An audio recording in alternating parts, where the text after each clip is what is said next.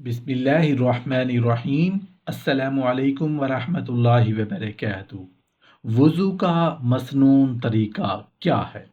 एक हदीस है जिसका मफ़हूम कुछ इस तरह है कि सैयदना अब्दुल्ला सनाबीही रज़ियल्लाहु अन्हु से रिवायत है कि रसूलुल्लाह सल्लल्लाहु अलैहि वसल्लम ने इरशाद फरमाया कि जब बंदा मोमिन वज़ू करता है और कुली करता है तो उसके मुंह से गुनाह निकल जाते हैं।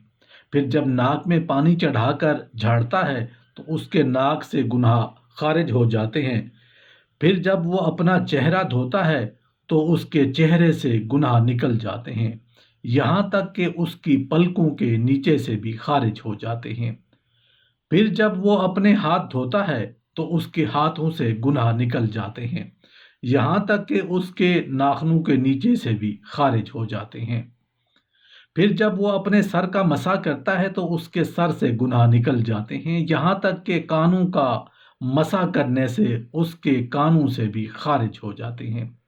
और जब वो अपने पाँव धोता है तो उसके पाँव से गुनाह निकल जाते हैं, यहाँ तक कि उसके पाँव के नाखूनों के नीचे से भी खारिज हो जाते हैं। फिर उसका मस्जिद की तरफ चलकर जाना उसकी नमाज के लिए इजाफी अजर व सवाब का जरिया बन जाती है। यानी गुनाह तो सारे वजू के पानी के साथ ही बह जाते हैं और सारा जिस्म गुनाहों से पाक और साफ हो जाता है। फिर जो नमाज पढ़ता है वो गुनाहों की बख्शिश के लिए नहीं बल्कि इजाफी अजर व सवाब ज़ख़ीरा करने के लिए पढ़ता है। एक हदीस है जिसका मफ़हूम कुछ इस तरह है कि सैयदना अबू अयूब रज़ी अल्लाह अन्हु बयान करते हैं कि मैंने रसूल अल्लाह सल्लल्लाहु अलैहि वसल्लम को फरमाते हुआ सुना, जिसने शरई हुक्म के मुताबिक वज़ू किया और उसी तरह नमाज पढ़ी जिस तरह हुक्म दिया गया है तो उसके पिछले सारे गुनाह बख्श दिए जाते हैं। जिस तरह हुक्म दिया गया है से मुराद है कि मसनून तरीके से वज़ू किया जाए और मसनून तरीके से नमाज पढ़ी जाए। वज़ू का मसनून तरीका दर्ज झैल है। काबतुल्ला शरीफ की तरफ मुंह करके ऊंची जगह बैठना मुस्तहब है। वज़ू के लिए नियत करना सुन्नत है। नियत दिल के इरादे को कहते हैं। अव्वल में नियत होते हुए ज़ुबान से भी कह लेना अफजल है। लिहाजा ज़ुबान से इस तरह नियत कीजिए कि मैं हुक्म इलाही अज़्ज़ा वजल बजा लाने और पाकी हासिल करने के लिए वज़ू कर रहा हूँ। बिस्मिल्लाहिर्रहमानिर्रहीम पढ़ लीजिए कि ये भी सुन्नत है। बल्कि बिस्मिल्लाहि वल्हम्दुलिल्लाह कह लीजिए कि जब तक बावुज़ू रहेंगे फरिश्ते नेकियां लिखते रहेंगे। फिर 3 बार दोनों हाथ धोएं, फिर 3 बार कुल्ली करें, 3 बार नाक में पानी डालें, फिर 3 बार अपना चेहरा धोएं, फिर 3 बार कोहनियों तक अपने बाजू धोएं, फिर पूरे सर का 1 बार मसा करें।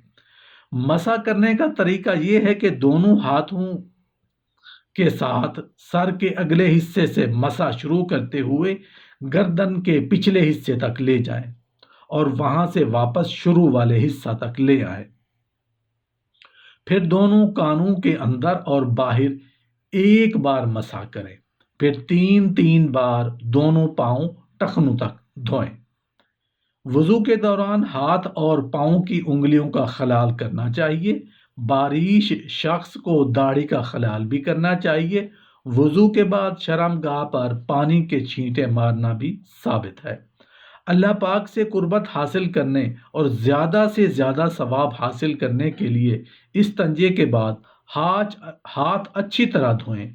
फिर वज़ू की नीयत से दोनों हाथ कलाइयों तक साफ करके धोएं और कहें, या अल्लाह मुझे दीन इस्लाम पर ईमान कायम रख और हमारा रिज्क ज़्यादा फरमा। कुली करके कहें, या अल्लाह मैंने तेरे ज़िक्र के लिए ज़ुबान को साफ़ किया, अगर किसी और का जिक्र करूं तो गलत है। नाक को साफ़ करके कहें, या अल्लाह मैंने नाक को साफ़ किया जन्नत की खुशबू सूंघने के लिए। चेहरे को धोकर कहें, या अल्लाह मेरे चेहरे को अपने नूर से मुनव्वर फरमा दे और अपनी आंखों को गुनाहों से महफूज फरमा। दायां बाजू धोकर कहें, या अल्लाह मेरा नामा आमाल मेरे दाएं हाथ में देना।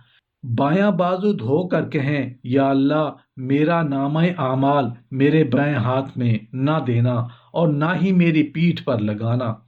سر کا مسح کرتے ہوئے کہیں یا اللہ میرے سر پر تیری رحمت کا سایہ ہو، روز محشر کو جس وقت ہر کوئی تیرے سایہ کو ترس رہا ہوگا۔ کانوں میں انگلیاں گھما کر کہیں یا اللہ میرے کانوں میں جنت کی خوشخبری کی آواز سنا دیجئے۔ گردن کا مسح کرتے ہوئے کہیں یا اللہ میری گردن کو لعنت کے طوق سے بچا لیجئے گا۔ دایاں پاؤں دھوتے ہوئے کہیں یا اللہ میرے دائیں پاؤں کو پل صراط سے حفاظت کے ساتھ گزارنا۔ بایاں پاؤں دھوتے ہوئے کہیں یا اللہ میرے پاؤں کو پل صراط سے حفاظت سے گزارنا۔ وضو کرنے کے بعد آسمان کی طرف منہ اٹھا کر دوسرا کلمہ پڑھنا چاہیے۔ وضو کے 4 فرائض ہیں۔ ایک بار سارا چہرہ دھونا، یعنی کہ بالوں سے ٹھوڑی کے نیچے تک، اور ایک کان سے دوسرے کان تک دھونا۔ دونوں ہاتھ کہنیوں سمیت دھونا، چوتھائی سر کا مسح کرنا، دونوں پاؤں ٹخنوں سمیت دھونا۔ ان اعضاء پر پانی کا بہانا ضروری ہے، محض تر کرنے سے وضو نہیں ہوگا۔ وضو کی 13 سنتیں ہیں۔